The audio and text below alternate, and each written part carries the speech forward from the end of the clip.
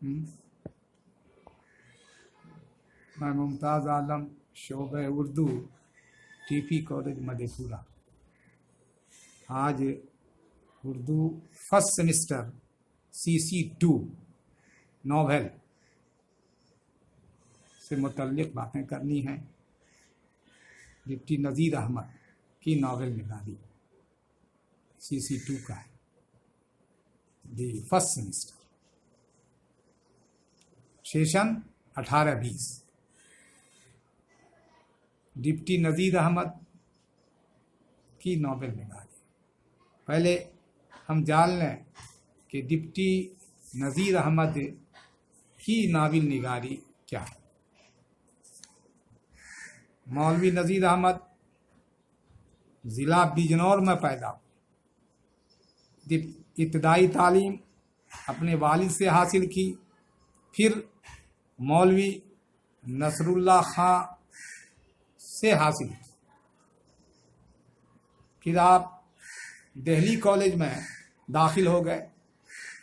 مولوی نذیر احمد کی خدمات کو دیکھتے ہوئے انگریزی سرکار نے انہیں کئی انعامات سے نوازا ہے اور شمس العلماء کا خطاب دیا ہے۔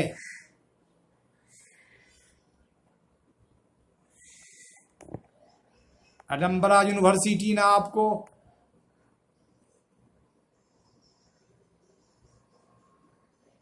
LLB کی ڈگری سے نوازا۔ ڈپٹی نذیر احمد کا سب سے بڑا کام اصلاح معاشرہ ہے۔ انہوں نے اپنی ناولوں میں ہندوستانی سماج اور خاص کر اسلامی خاندانوں کی اندرونی معاشرت کی سچی تصویر پیش کی ہے۔ وہ ہمارے روزمرہ کے واقعات کو اس طرح سے بیان کرتے ہیں کہ مسلم طرز معاشرت کی تصویر آنکھوں کے سامنے گرنے لگتی ہے۔ وہ شروع سے معلمی سے وابستہ رہے، ٹیچنگ سے وابستہ رہے اور آخر تک ٹیچر ہی رہے۔ ان کا طرز بیان پرلطف اور سلجھا ہوا ہوتا ہے، جو پڑھنے والوں کے دل میں اتر جاتا ہے۔ نذیر احمد کا احسان عورتوں کی تعلیم پر بھی کچھ کم نہیں ہے۔ انہوں نے اس سلسلے میں کئی ناولیں لکھی ہیں، جس کے ذریعہ خواتین کی کمزوریوں کی طرف اشارہ کر کے ان کو سدھارنے کی کوشش کی گئی۔ ڈپٹی نذیر احمد اردو کے ایک باکمال انشا پرداز ہیں۔ ان کی طرز تحریر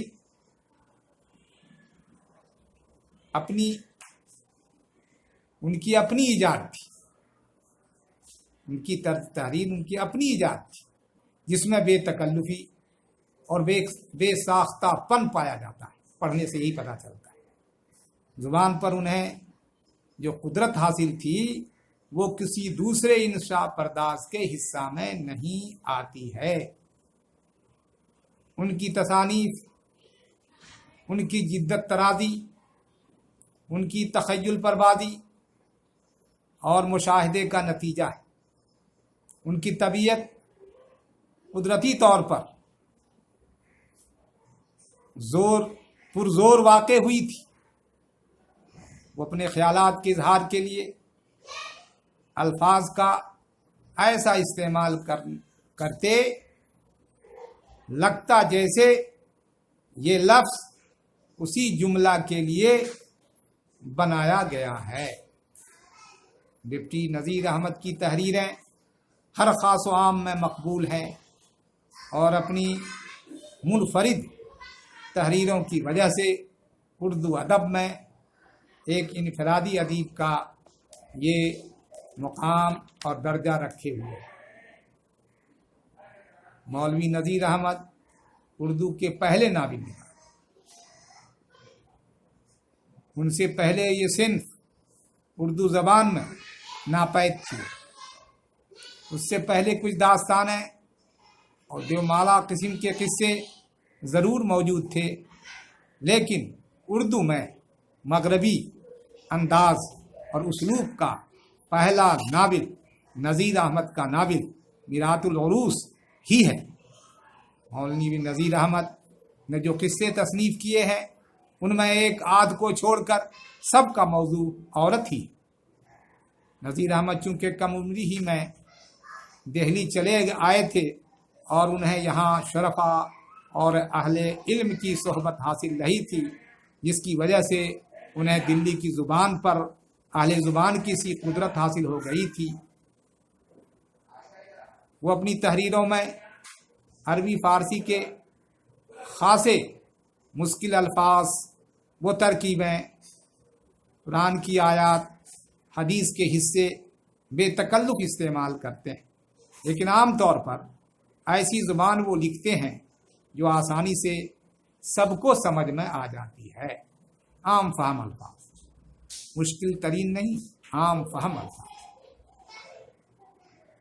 جس سے سب کو ان کی بات سمجھ میں آ جاتی۔ لیکن عام طور پر ایسی زبان جو آسانی سے سمجھ میں آ جاتی ہے وہ عوام میں رائج محاوروں کا کثرت سے استعمال کرتے ہیں، جس سے ان کی تحریروں میں زور پیدا ہوتا ہے۔ لیکن بعض اوقات ان کی یہ کمزوری بھی بن جاتی ہے۔ ان کا شمار اردو کے مستند اساتذہ میں ہوتا ہے اور کئی نسلوں نے ان کی کتابوں سے استفادہ حاصل کیا ہے، لیکن وقت کے ساتھ ساتھ زبان میں تبدیلیاں بھی آتی ہیں۔ بعض الفاظ و ترکیبیں نذیر احمد کی زبان پر خاص شکل میں چڑھی ہوئی تھی، وہ اسی طرح انہیں اپنی تحریروں میں لاتے تھے۔ ہو سکتا ہے یہ ان کے پیدائشی مقام کا اثر، اور ضروری نہیں کہ کوئی لفظ یا محاورہ جس طرح انہوں نے لکھا آج بھی اس کی صورت وہی ہو۔ غرض ڈپٹی نذیر احمد اردو ادب میں اپنی ناولوں کی وجہ سے ایک منفرد اور بلند مقام کے حامل ادیب کہلائے جا سکتے ہیں۔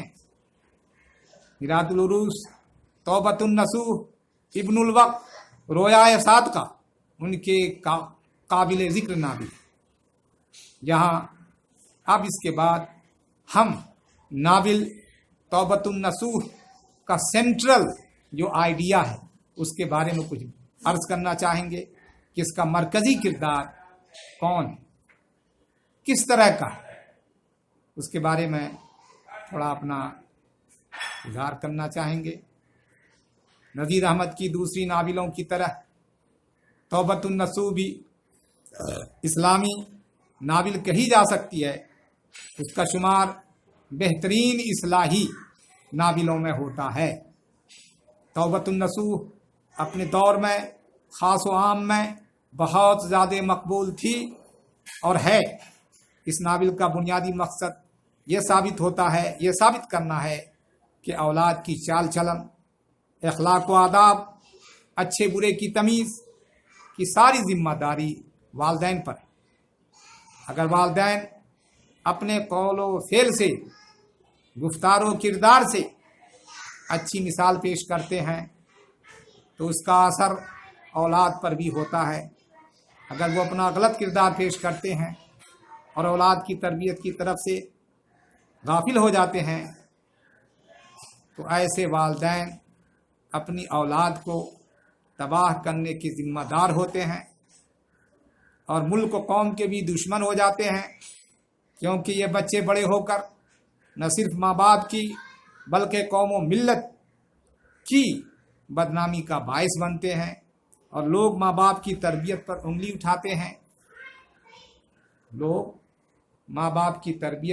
اٹھاتے ہیں، لیکن یہ انگلی اٹھانا ان کا وہ زیب داستہ معلوم ہوتا ہے۔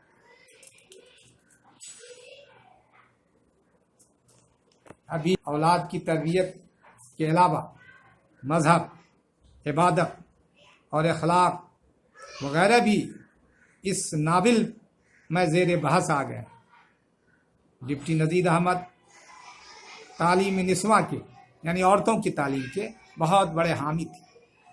ان کا خیال تھا کہ ایک پڑھی لکھی عورت پورے خاندان کی اصلاح بہترین ڈھنگ سے کر سکتی ہے۔ چونکہ نذیر احمد تمام عمر معلمی کرتے رہے ہیں، اس لیے خود اپنے بچوں کو دینی و اخلاقی معلومات بہم پہنچانے کے لیے یہ کتابیں لکھیں تاکہ اسے پڑھ کر بچوں کا دماغ روشن ہو اور ان کے دل میں تعلیم حاصل کرنے کا ذوق و شوق پیدا ہو، اور وہ اچھے شہری تعلیم حاصل کرنے کے بعد وہ ملک کی خدمت کر سکیں اور اپنے ماں باپ کی خدمت کر سکیں، سماج کی خدمت کر سکیں، ساتھ ہی ساتھ اچھا معاشرہ بنا سکیں۔ ان کتابوں سے نہ صرف ان کے خاندان والے بلکہ اس دور کے سماج کا ایک بہت بڑا حصہ استفادہ کرتا رہا۔ غرض توبۃ النصوح کا سینٹرل آئیڈیا یعنی مرکزی خیال اولاد کی صحیح تعلیم و تربیت، تعلیم نسواں کی اہمیت، نافرمانی کا نقصان اور خاندان کی اصلاح کے لیے خود ماں باپ کا نیک اور باعمل ہونا صحبت کا اثر ہے۔ اور اس خیال کو انہوں نے بڑے پر اثر انداز میں بیان کیا ہے جو سب کے لیے راہ رشد و ہدایت کا باعث ہے۔ فہمیدہ، یہاں پھر ایک سوال اور آتا ہے اس ناول میں کہ فہمیدہ اور منجھلی بیٹی حمیدہ کے درمیان ہوئی گفتگو کا خلاصہ، تیسرا سوال آتا ہے۔ ایک سوال، دوسرا سوال، تیسرا سوال ہے کہ فہمیدہ اور منجھلی بیٹی حمیدہ کے درمیان ہوئی گفتگو کا خلاصہ اپنے الفاظ میں پیش کی۔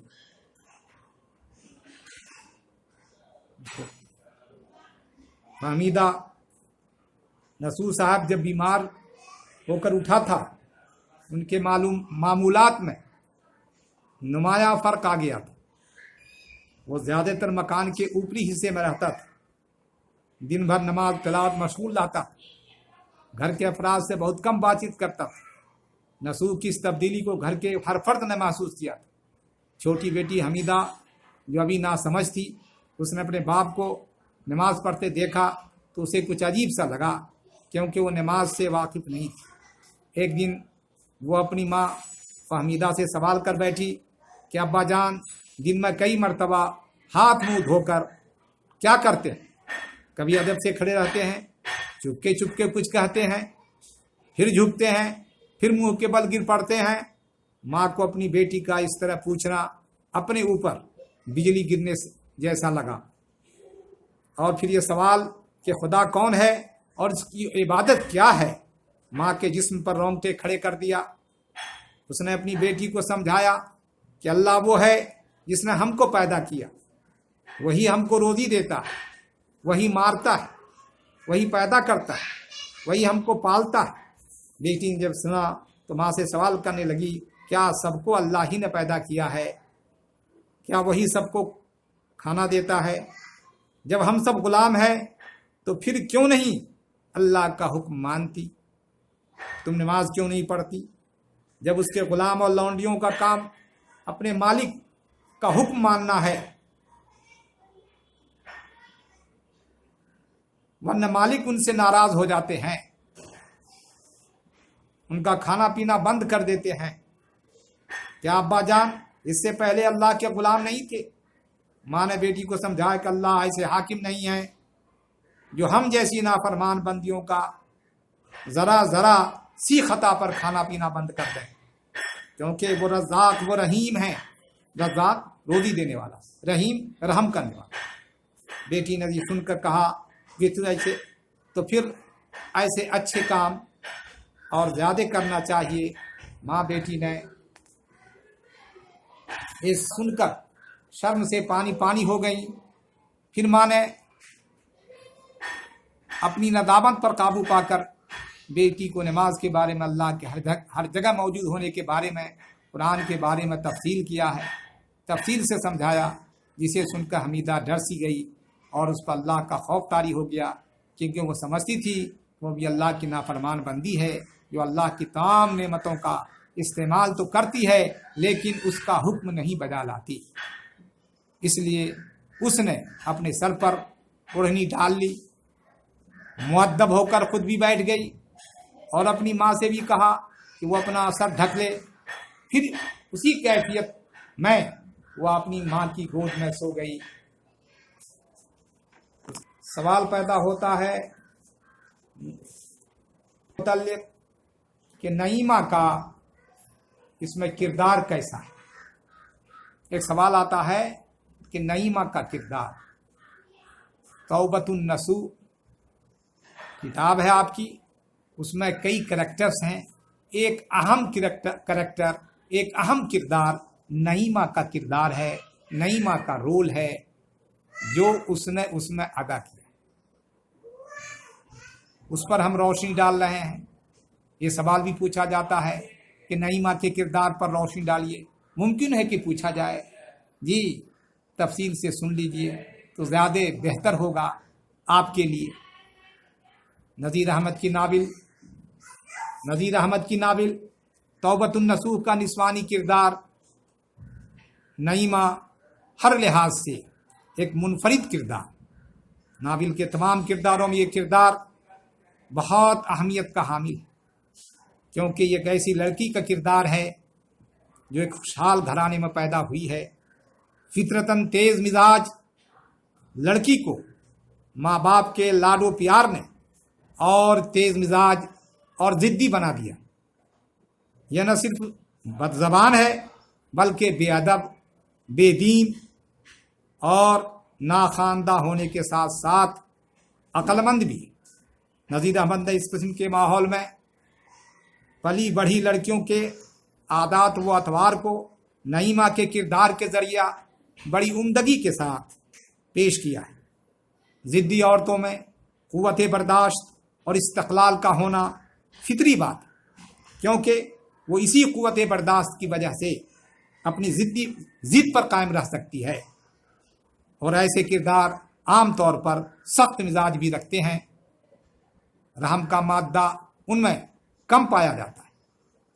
नईमा की बेरहमी की मिसाल अपनी छोटी बहन को नमाज की हालत में थप्पड़ रसीद करना, थप्पड़ मारना और नाजुक और नाक से खून बहता हुआ देखकर भी असर न लेना है।